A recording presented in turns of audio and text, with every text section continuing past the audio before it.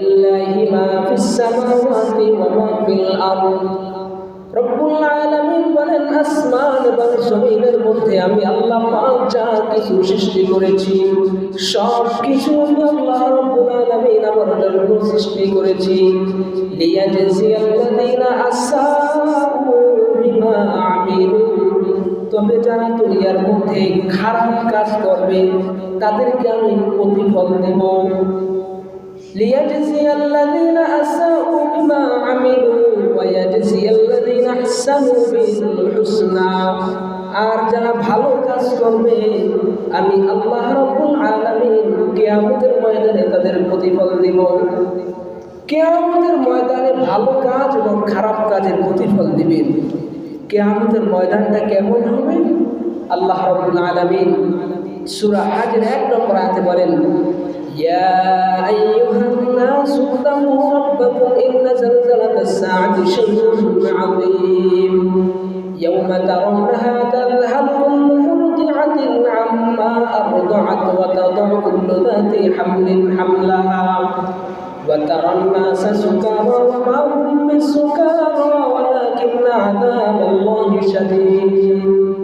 আল্লাহ পাক বলেন, হে মানুষ, তোমরা আমি আল্লাহ রাব্বুল আলামিনকে ভয় করো। কেন?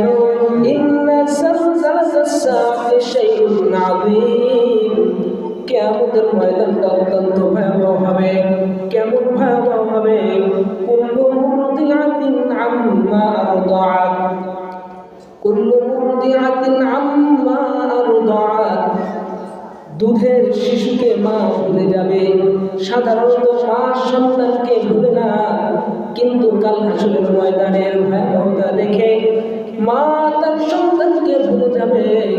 ওয়া তাদ'u কুল্লু যাতি হামলিন হামলাহা, মা তার সন্তানকে কিয়ামতের ভয়াবহতা দেখে প্রসব করে দিবে, তার সন্তানকে ভূমিষ্ঠ করে দিবে। ওয়া তারান নাসা সুকারা, আল্লাহ পাক নবীকে বলে, নবী কি আপনি তাকায় দেখবেন মানুষগুলো ছোটাছুটি করতেছে, তাদেরকে দেখে আপনার মনে হবে এরা হয়তোবা পাগল। ওয়া তারান নাসা সুকারা ওয়া মা হুম বিসুকারা, নবীজি এরা পাগল নয়, ওয়ালাকিন্না আযাবাল্লাহি শাদীদ। আজকে কিয়ামতের ভয়াবহতা দেখে তারা ছোটাছুটি করতেছে, আর আমি আল্লাহ রাব্বুল আলামিনের শাস্তি অত্যন্ত ভয়াবহ। কিয়ামতের ময়দানটা কেমন হবে? কিয়ামতের ময়দানে আমরা সকলেই কবর থেকে উঠব। ইসরাফিল আলাইহিস সালাম সিংহায় ফুৎকার দিবে। হাদিস থেকে জানা যায় ইসরাফিল আলাইহিস সালাম 2টা সিংহায় ফুৎকার দিবে, কিন্তু তাফসীর এবং হাদিস মিলিয়ে জানা যায় ইসরাফিল আলাইহিস সালাম 3টা সিংহায় ফুৎকার দিবে। প্রথমবার সিংহায় ফুৎকার দেওয়ার সঙ্গে সঙ্গে গোটা পৃথিবী নিঃশেষ হয়ে যাবে। দ্বিতীয়বার সিংহায় ফুৎকার দেওয়ার পরে আল্লাহ পাক বলেন, ফাসাইকা মান ফিস সামাওয়াতি ওয়া মান ফিল আরদ, আসমান এবং জমিনের মধ্যে যা কিছু আছে সব কিছু বেহুশ হয়ে যাবে, সব মানুষ বেহুশ হয়ে যাবে। এই বেহুশের মধ্যে আমাদের নবী মুহাম্মদ সাল্লাল্লাহু আলাইহি ওয়াসাল্লাম তিনিও বেহুশ হয়ে যাবেন। তিনি হুঁশ ফেরার পরে তিনি তাকায় দেখবেন মূসা আলাইহিস সালাম আরশে আজিমের নিচে খুঁটি ধরে আছেন। এরপরে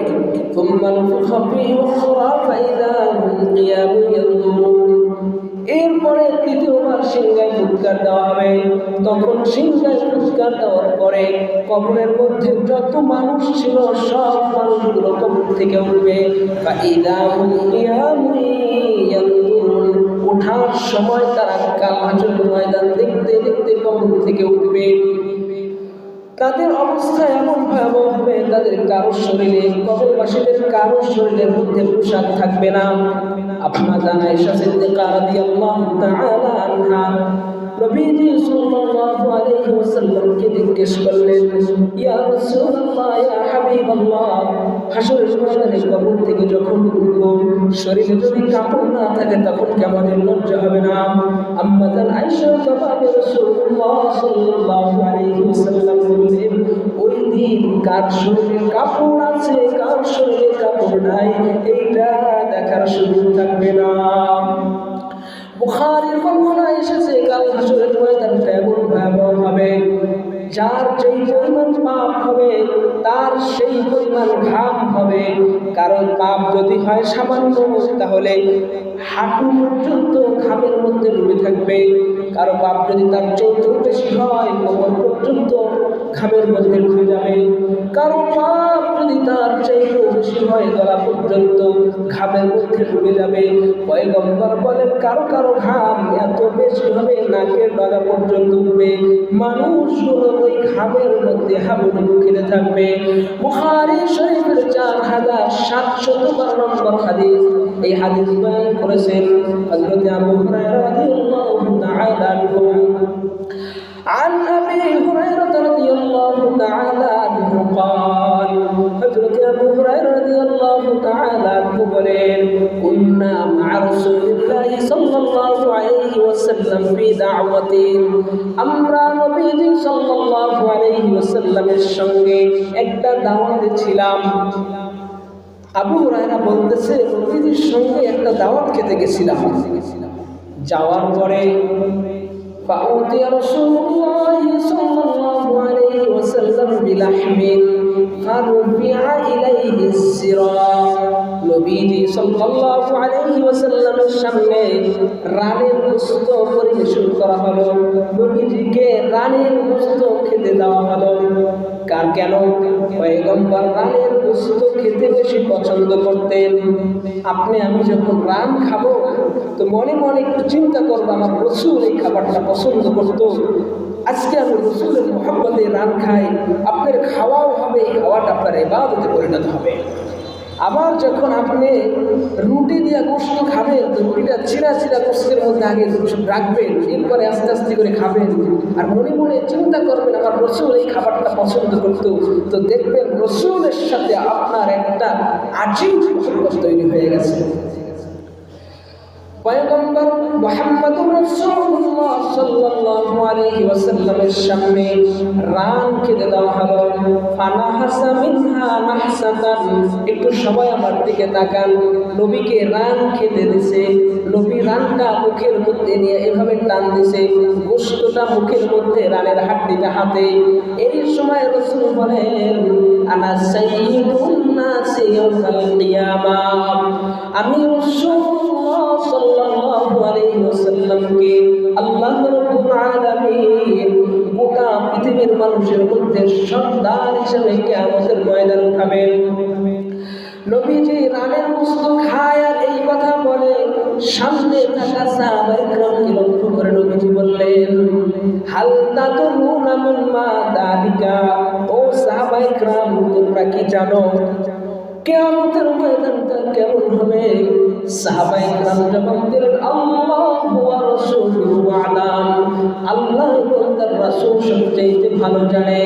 পয়গম্বর মুহাম্মদুর রাসূলুল্লাহ সাল্লাল্লাহু আলাইহি ওয়াসাল্লাম জবাব দিলেন ইয়াজমাউল্লাহুল আউওয়ালিনা ওয়াল আখিরিনা ফি সাঈদিন ওয়াহিদিন, কাল হাশরের ময়দানে আল্লাহ রাব্বুল আলামিন পৃথিবীর শুরু থেকে শেষ পর্যন্ত অর্থাৎ কিয়ামত পর্যন্ত যত মানুষ পাঠাইছিল, কিয়ামতের ময়দানে আল্লাহ রাব্বুল আলামিন সব মানুষদেরকে সে কবর থেকে উঠাবেন। উঠানোর পরে সব মানুষগুলো কিয়ামতের ময়দানে ইউসমিউহু দাঈ, একজন আহ্বানকারী সে তার ডাক দিবে। একটু লক্ষ্য করেন, আমি যদি মাইক ছাড়া কথা বলি কেউ শুনবে বা শুনবে না, সামনের মানুষ শুনবে, পিছনের মানুষ শুনতে নাও পারে। কিয়ামতের ময়দানে ইউসমিউহু দাঈ, একজন আহ্বানকারী ডাক দিবে। সেই ডাকটা কিয়ামতবাসী সবাই শুনবে। শোনার পরে মাথাটা উঁচু করবে। উঁচু করার পরে তারা দেখতে পাবে সূর্যটা মাথার কাছাকাছি চলে আসছে। সূর্যের তাপের যন্ত্রণা মানুষ সহ্য করতে পারবে না, এত যন্ত্রণা এত তীব্র আকার ধারণ করবে গরমের। কিয়ামতের ময়দানের মানুষগুলো একদল আরেক দলকে বলবে, ডানের মানুষগুলো বামের মানুষকে বলবে, বামের মানুষগুলো ডানের মানুষকে বলবে আলা তারাউনা মা কদ বালাগাকুম, তোমরা তোমরা কি দেখতে পাচ্ছ না আজকে কি ভয়াবহ অবস্থা হয়েছে? আজকে আমাদের কি কষ্ট হচ্ছে তোমরা কি দেখতে পাচ্ছ না? একদল মানুষ আরেক দলকে এই কথা বলে, আবার বলে আলা তানজুরুনা মাইয়াশফাউ লাকুম ইলা রাব্বিকুম। আজকে এই ভয়াবহ অবস্থায় তোমরা কি এমন একজন ব্যক্তিকে খুঁজে বের করবে না যে তোমাদের জন্য তোমাদের প্রতিপালকের কাছে সুপারিশ করবে? সবাই মিলে পরামর্শ করলো। আজকে আমাদের সকলের পিতা নাম তার আদম, আমাদের পিতার নাম কি? আদম আলাইহিস সালাম। আলাইকুম আদমা, সবাই মিলে আদম আলাইহিস সালামের কাছে যাবে। যাওয়ার পরে বলবে আনতা আবুল বাশার, আপনি পৃথিবীর সব মানুষের পিতা। আনতা আবুল বাশার, আপনি পৃথিবীর সব মানুষের পিতা। খালাকাকাল্লাহু বিয়াদিহি, আল্লাহ আপনাকে কুদরতি হাত দ্বারা তৈরি করেছে। ওয়া আমারা ফিহি বিরূহিহি, তৈরি করার পরে আপনাকে আল্লাহ পাক রূহ দান করেছে। শুধু তাই নয়, ওয়া আমারাল মালাইকা, আল্লাহ পাক ফেরেশতাদেরকে নির্দেশ করেছিল, ও ফেরেশতারা আমার আদমকে তোমরা সিজদা করো। ফাসাজাদু লাকা, সকল ফেরেশতা আপনি আদমকে সিজদা করেছিল। ও আমাদের পিতা হযরত আদম আলাইহিস সালাম, ইশফা লানা ইলা রাব্বিকা, আজকে আপনি আমাদের জন্য একটু সুপারিশ করেন। আদম নবী জবাব দেবেন ইন্না রাব্বি ক্বাদ গাদাবাল ইয়াওমা রাব্বা লাম ইয়াগদিব ক্বাবলাহু মিথলাহু ওয়া লাম ইয়াগদিব বা'দাহু মিথলাহু। আদম নবী সেই জবাব দিবে, আজকে আল্লাহ রাব্বুল আলামিন এত বেশি পরিমাণ রাগান্বিত হয়ে আছে, আগে কখনো এত রাগ হয় নাই, আজকের দিনের পরেও কখনো এত রাগ হবে না। আদম নবী এরপরে বলবে আমার বড় ভয় হয়, আমাকে এবং তোমাদের মা হাওয়া আলাইহিস সালামকে আল্লাহ রাব্বুল আলামিন জান্নাতে থাকার অনুমতি দিয়েছিল। আল্লাহ পাক কোরআনে কারীমের মধ্যে বলেন ওয়া কুল্লা ইয়া আদম উসকুন আনতা ওয়া যাওজুকাল জান্নাতা ওয়া কুলা মিনহা রাগাদান হাইথু শি'তুমা ওয়া লা তাকরাবা হাযিহিশ শাজারা। আল্লাহ পাক আদম এবং হাওয়া আলাইহিস সালাম এই দুজনকে জান্নাতের মধ্যে থাকতে অনুমতি দিলেন, জান্নাতের মধ্যে তাদেরকে প্রবেশ করিয়েছিলেন। এরপরে বলেছিলেন আদম হাওয়া তোমরা জান্নাতে ঢুকছো, এবার জান্নাতের সব কাজ নিয়ামত ভোগ করবা, ওয়ালা তাকরাবা হাযিহিশ শাজারা, কিন্তু এই গাছের কাছে যাইবা না। আদম নবী সেই দিন জবাব দিবেন ফাআসাইতু, আমার থেকে আল্লাহ পাকের এই আদেশ পালনটা একটু অন্য রকম হয়ে গেছিল। নবীদের সামনে এমন কথা বলা যাবে না যেটা বেয়াদবি হয়। ফাআসাইতুহু এর তর্জমা হবে কি, যে আল্লাহ পাক আমাকে যে নির্দেশ দিয়েছিল ওই নির্দেশ পালনে আমার থেকে একটু ব্যতিক্রম হয়েছিল। সুতরাং নফসি নফসি, আজকে আমি আদম নিজেকে নিয়ে পেরেশানিতে আছি। ইযহাবু ইলা গায়রি, তোমরা অন্য কারো কাছে যাও। ইযহাবু ইলা নূহ, তোমরা নূহ আলাইহিস সালামের কাছে যাও। ফায়াতুনা নূহা, মানুষগুলো সবাই মিলে নূহ আলাইহিস সালামের কাছে যাবে। যাওয়ার পরে বলবে আনতা সাইয়্যিদুনা কদ রাসূলুল্লাহ সাল্লাল্লাহু আলাইহি ওয়াসাল্লাম, যা বলবে আপনাকে আল্লাহ পাক পৃথিবীর মধ্যে সর্বপ্রথম রাসূল হিসেবে পাঠাইছেন। সাম্মাকাল্লাহু আবদান শাকুরা, কোরআনে কারীমের মধ্যে আল্লাহ পাক জানায়া দিয়েছে আবদান শাকুরা, আপনি হইলেন শুকরগুজার বান্দা। ও নূহ, আজকে আপনি আমাদের জন্য একটু ইশফা লানা, সুপারিশ করেন। নূহ নবী সেই দিন জবাব দিবেন ইন্নাহু লায়াতি, নূহ নবী সেই দিন জবাব দিবেন ইন্নাহু ক্বাদ কানাত লি দাওয়াতুন দাওয়াতুহা। আল্লাহ রাব্বুল আলামিন প্রত্যেক পয়গম্বরদেরকে, প্রত্যেক নবীদেরকে একটা করে স্পেশাল দোয়া করার অনুমতি দিয়েছিল দুনিয়াতে। আল্লাহ পাক আমি নূহকে সেই দোয়াটা দিয়েছিল, কিন্তু আমি এই দোয়াটা আমার উম্মতের বিরুদ্ধে করেছিলাম। কি সেই দোয়া? নূহ নবী তখন বলবেন, রব্বি ইন্নী দাউতু কওমি লাইলান ওয়া নাহারা। আল্লাহ পাকের কাছে নূহ নবী বললেন, হে দয়াময় আল্লাহ, আমি সকাল এবং সন্ধ্যা আমার উম্মতকে আমি দাওয়াত দিয়েছি, ফালাম ইয়াজিদহুম দুআই ইল্লা ফিরারা, কিন্তু তারা আমার দাওয়াত শুনে, তারা আমার দাওয়াত পেয়ে পলায়ন করেছে। ইন্নাকা ইন তাদারহুম ইউদিল্লু ইবাদাকা ওয়া লা ইয়ালিদু ফাজিরুন ইল্লা কাফফারা।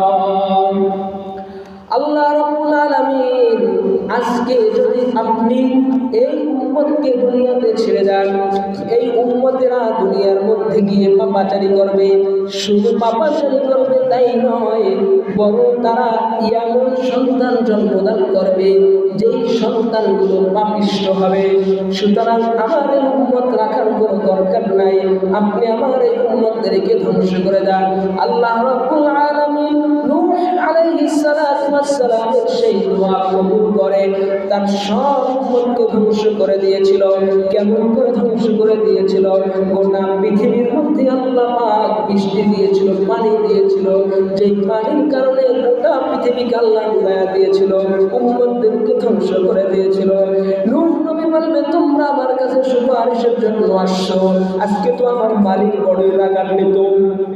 আজকে যদি আমি মালিকের কাছে গিয়ে সুপারিশ করি, আর মালিক যদি বলে, ও নূহ, তোমাকে একটা দোয়া করার অনুমতি দিয়েছিলাম, তুমি সেই দোয়াটা উম্মতের বিরুদ্ধে করে তাদেরকে ধ্বংস করেছিলা, তাহলে আমি আজকে কি জবাব দিব? সুতরাং আজকে আমি রবের কাছে সুপারিশ করতে পারবো না। ইযহাবু ইলা গায়রি, তোমরা আমি নূহ ছাড়া অন্য কোনো নবীর কাছে যাও। সবাই মিলে ইযহাবু ইলা ইব্রাহিম আলাইহিস সালাতু ওয়াস সালাম। সব মানুষগুলো কিয়ামতের ময়দানে ইব্রাহিম নবীর কাছে যাবে, যাওয়ার পরে বলবে, আনতা নবিয়ুল্লাহ, ও ইব্রাহিম তুমি আল্লাহর নবী, ওয়া খলিলুল্লাহ মিন আহলিল আরদি, আল্লাহ রাব্বুল আলামিন তোমাকে জমিনের মধ্যে খলিল বানাইছিল। খলিল শব্দের অর্থ হচ্ছে অন্তরঙ্গ বন্ধু। তোমাকে তো আল্লাহ দুনিয়াতে অন্তরঙ্গ বন্ধু বানাইছিল, আজকে একটু অন্তরঙ্গ বন্ধুর সাথে আল্লাহর সাথে একটু কথা বলো, তিনি যেন আমাদেরকে মাফ করে দেয়। ইশফা' লানা ইলা রাব্বিকা, আল্লাহর কাছে একটু বলো না, আল্লাহ যেন আমাদেরকে সুপারিশ করে, আমাদেরকে মাফ করে দেয়। তখন ইব্রাহিম নবী জবাব দিবেন, ইব্রাহিম নবী বলবে, ইন্নী ক্বাদ কুনতু কাযাবতু সালাসা। ইব্রাহিম নবী বলবে, দুনিয়াতে আমি তিনটা এমন কথা বলেছিলাম, যেই তিনটা কথা আমার থেকে বলা মনে হয় উচিত হয় নাই। আজকে আমি ইব্রাহিম সেই তিনটা কথা নিয়ে প্রেশারিতে আছি। কি সেই তিন কথা? এক নম্বর কথা হলো, ইব্রাহিম নবীকে তার গোত্রের লোকেরা মূর্তি পূজা করার জন্য ডাকছিল, আসো ইব্রাহিম, আসো আমাদের সাথে আসো, আমরা গিয়ে মূর্তি পূজা করব। ইব্রাহিম নবী বললেন, ইন্নী সাকিম, আমি অসুস্থ। গোত্রের লোকেরা মনে করেছিল ইব্রাহিম শারীরিকভাবে অসুস্থ। লোকেরা মনে করছে ইব্রাহিম শারীরিকভাবে অসুস্থ, এজন্য যাইতে পারবে না। কিন্তু ইব্রাহিম আলাইহিস সালামের উদ্দেশ্য ছিল, মানসিকভাবে অসুস্থ আমার অন্তর ব্যতীত তোমরা গিয়ে আজকে আমার রবের অবাধ্যতা করবা, রবের সাথে শিরক করবা, এইটা আমার মন চায় না, এজন্য আমার মন ব্যথিত। কিন্তু ইব্রাহিম নবীর কাছে মনে হবে এই কথাটা আমার ভুল ছিল, এই কৌশলটা আমার ভুল ছিল। ওলামায়ে কেরাম বলে, না, ইব্রাহিম নবীর এই কৌশলটা ঠিক ছিল। দুই নম্বর কথা, মানুষগুলো যখন মূর্তি পূজা করার জন্য গেছে, ইব্রাহিম নবী মনে মনে বলল, তাল্লাহি লাআকিদান্না আসনামাকুম বা'দা আন তুওয়াল্লু মুদবিরিন, আজকে কিছু একটা করব তোমাদের মূর্তিদেরকে। সবাই যখন মূর্তি পূজা করার জন্য গেল, ফাজাআলাহুম ইবাদান ইল্লা কাবীরান লাহুম লাআল্লাহুম ইলাইহি ইয়ারজিউন। ইব্রাহিম নবী মূর্তিগুলোর কাছে গিয়ে সব মূর্তিগুলোকে টুকরো টুকরো টুকরো করে ফেলল, শুধুমাত্র একটা সবচেয়ে বড়টাকে রেখে দিল। মানুষগুলো মেলা থেকে আসলো, এই মেলার নাম হচ্ছে উকাস মেলা, কেউ কেউ অন্য নাম বলেছেন। কাফের কুফাররা মুশরিকরা মেলা থেকে আসার পরে উপাসনা হয়ে গিয়েছে, পূজা করার জন্য দেবদেবীদের কাছে গেল। যাওয়ার পরে দেখে সব দেবদেবীগুলো টুকরো টুকরো করা, শুধুমাত্র একটা দেবদেবী সবচেয়ে বড়টা বাকি আছে। সবাই তখন বলল, আনতা ফাআলতা হাযা বিআলিহাতিনা, ক্বালু মান ফাআলা হাযা, আমাদের ইলাহদের সাথে, উপাস্যদের সাথে এই আচরণ কে করেছে? ক্বালু সামি'না ফাতান ইয়াযকুরুহুম ইউকালু লাহু ইব্রাহিম, কেউ কেউ বলল এই কাজ ইব্রাহিম করতে পারে, সে তো একাত্মবাদের বিরোধী। ক্বালু ফাতু বিহি আলা আ'য়ুনিন নাসি লা'আল্লাহুম ইয়াশহাদুন, তখন তারা পরামর্শ করল ইব্রাহিমকে সব মানুষের সামনে আনা হোক, সবার সামনে ইব্রাহিমকে শাস্তি দিব, যাতে মানুষগুলো দেখে এখান থেকে শিক্ষা নিতে পারে, পরবর্তীতে আমাদের ইলাহদের সাথে কখনো এরকম আচরণ করতে না পারে। কথা মতো ইব্রাহিমকে সবার সামনে উপস্থিত করা হলো। ইব্রাহিমকে উপস্থিত করার পরে প্রশ্ন করা হলো, আনতা ফাআলতা হাযা বিআলিহাতিনা ইয়া ইব্রাহিম, হে ইব্রাহিম তুমি কি আমাদের ইলাহদের সাথে এরকম আচরণ করেছিলাম? ইব্রাহিম নবী জবাব দিলেন, ক্বালা বাল ফাআলা কাবীরুহুম হাযা ফাসআলুহুম ইন কানু ইয়ানতিকুন। দেখেন ইব্রাহিম নবী কৌশলী জবাব দিয়েছেন। ইব্রাহিম নবী বললেন, এদের মধ্যে সবচেয়ে বড় যে সেই কাজটা করছে, এদের মধ্যে সবচেয়ে বড় যে সেই কাজটা করছে। সামনের লোকেরা মনে করেছিল সবচেয়ে বড় মূর্তি যেটা সেই কাজ করতে, ইব্রাহিমের উদ্দেশ্য ছিল সবচেয়ে বড় হলাম আমি এই কাজটা করছি আজকে, তোমরা যাই মনে করো। ইব্রাহিম নবী বলে, আমার এই কথাটা আমার কাছে ভুল মনে হয়।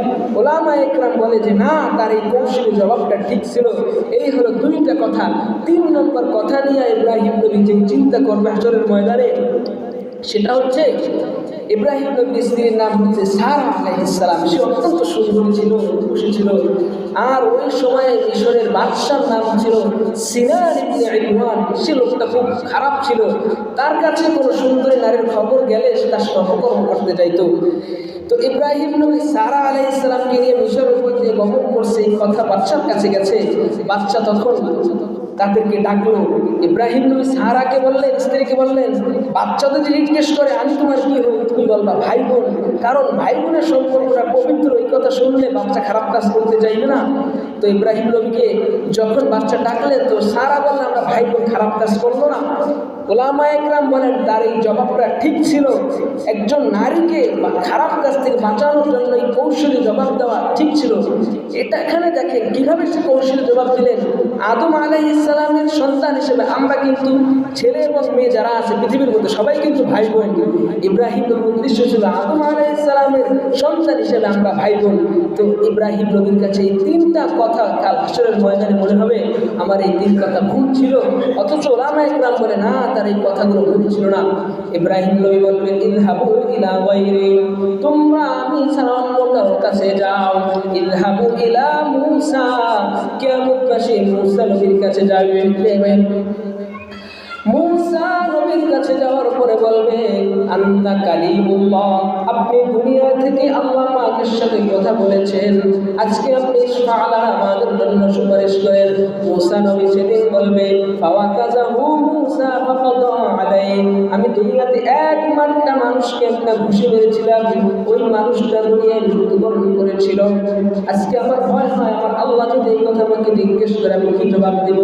ইযহাবু ইলা ঈসা, তোমরা ঈসার কাছে যাও। ইযহাবু ইলা ঈসা, সকলে ঈসা আলাইহিস সালাতু ওয়াস সালামের কাছে যাবে। যাওয়ার পরে বলবে, আনতা কালিমাতুল্লাহি ওয়া রূহুহু, আল্লাহ রাব্বুল আলামিন আপনাকে দিয়ে কুদরত প্রতিষ্ঠা করেছিল। দুনিয়ার মধ্যে পিতা ছাড়া সন্তান একমাত্র আপনি। আল্লাহ পাক আপনাকে দিয়ে তার কুদরত পৃথিবীর মানুষকে দেখাইছে। ইশফা' লানা, আজকে আপনি আমাদের জন্য সুপারিশ করেন। সেই দিন ইব্রাহিম নবী বলবে, আমাদের সাধারণ এই নবীদের কাছে তোমরা এলে তোমাদের কোনো লাভ হবে না। আজকে সবাই মিলে চলো এমন এক পয়গম্বরের কাছে যাই যেই পয়গম্বর আমাদের জন্য উপকারে আসবে। ইযহাবু ইলা মুহাম্মদ সাল্লাল্লাহু আলাইহি ওয়াসাল্লাম, সবাই মিলে মুহাম্মদ সাল্লাল্লাহু আলাইহি ওয়াসাল্লামের কাছে যাবে। যাওয়ার পরে ইশফা লানা, বলবে নবী আপনি আমাদের জন্য একটু সুপারিশ করেন। মুহাম্মদ সাল্লাল্লাহু আলাইহি ওয়াসাল্লামের কাছে যাওয়ার পরে ফায়াতি ইয়াউমান তালিকু তাতি তাহতাল আরশি, মুহাম্মদ সাল্লাল্লাহু আলাইহি ওয়াসাল্লাম দ্রুত গিয়ে আরশ আযীমের নিচে ফাকাউ সাজিদান, সিজদায় অবনত হয়ে যাবেন, সিজদায় লুটে পড়বেন। এই দৃশ্য আল্লাহ পাক দেখে বললেন ইরফা রাসা ইয়া মুহাম্মদ, হে মুহাম্মদ সাল্লাল্লাহু আলাইহি ওয়াসাল্লাম আজকে আপনি মাথা উঠান। ইশফা তুশফা, আপনি সালফা, আপনি আমার কাছে আজকে যা চাইবেন আমি আপনাকে তাই দিব। ইশফা তুশফা, আপনি যে সুপারিশ করবেন এই সুপারিশ করব। মুসলিম শরীফের বর্ণনায় এসেছে কুল্লু নবীর দাওয়াতুল মুস্তাজাবা, আল্লাহ রাব্বুল আলামিন প্রত্যেক নবীকে একটা স্পেশাল দোয়া করার অনুমতি দিয়েছিল।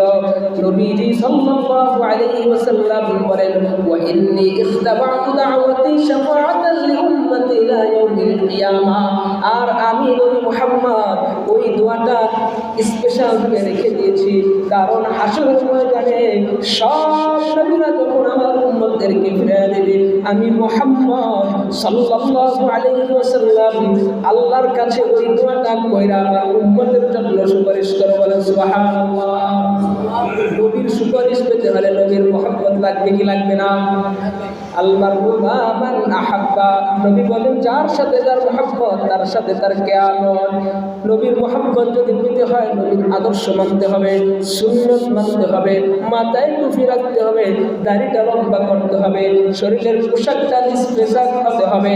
পয়গম্বর উম্মতের জন্য সুপারিশ করার পরে আল্লাহ পাক কাল হাশরের ময়দানে মিজানের পাল্লা স্থাপন করবে।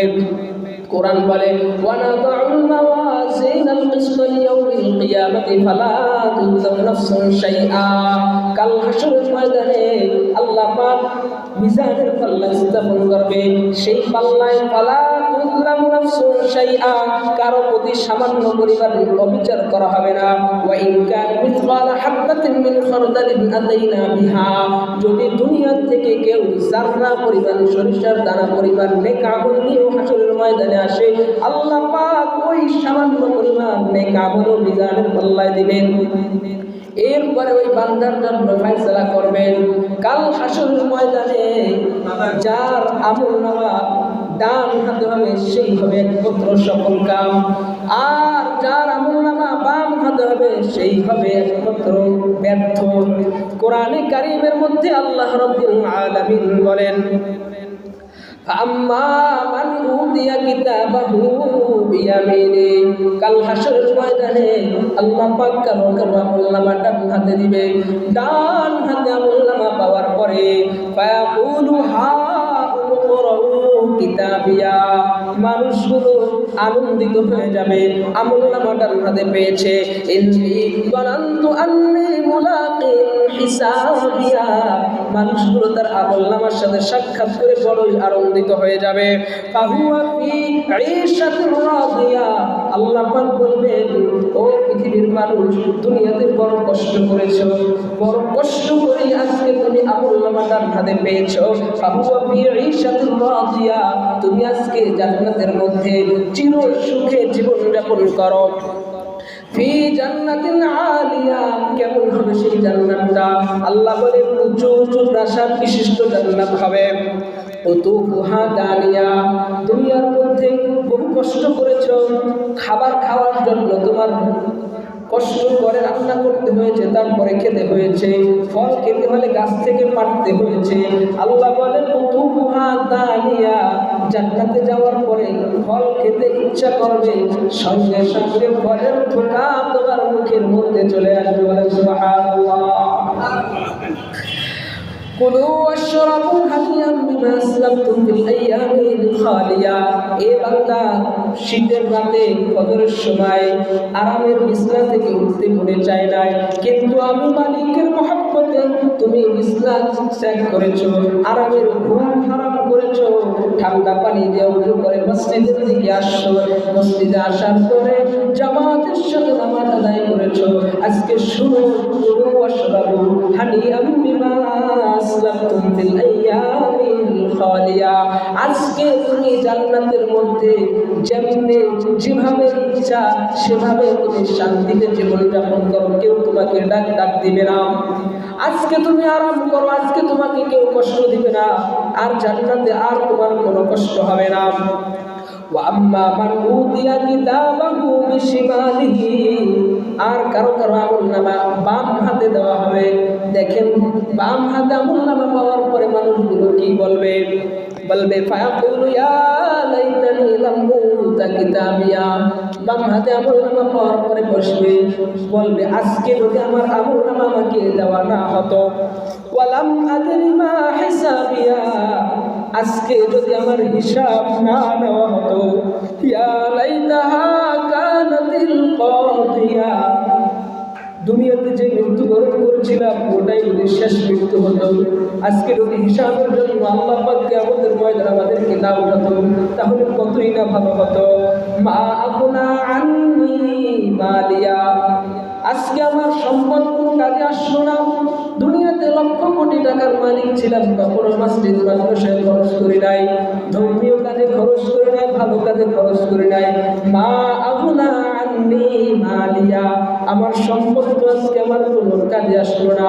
হালাকা আন্নি সুলতানিয়া।